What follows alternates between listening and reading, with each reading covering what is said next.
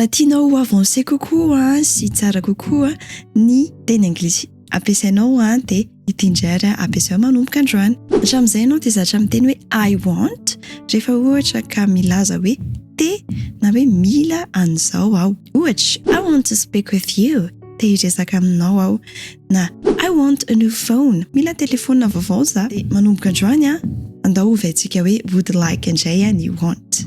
Rehefa mampiasa ny would like io ianao dia ohatran'ny hoe mampite-hinona be ilay zavatra teneninao mampite-hikena be ilay zavatra ampanaovinao an'ilay olona satria voalohany ianao malala fomba tsara, manaraka ianao manady tsara an'ilay olona ary farany tsy manisy pression mihitsy ianao anatin'ilay izy.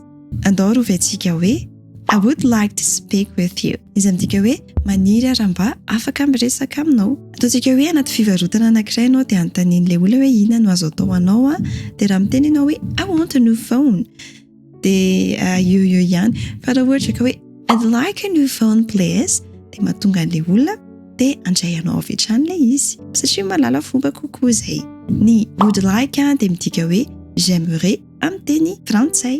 Tadioany koa nefa ny fa ny would like afaka avoisintsika dia lasa hoe apostrophe D dia like. Ohatra, I'd like a new phone. Izay indray no lesinantsika androany azadino ny manisy commentaire miaraka amin'izay would like izay raha azonao ny fampiasana azy.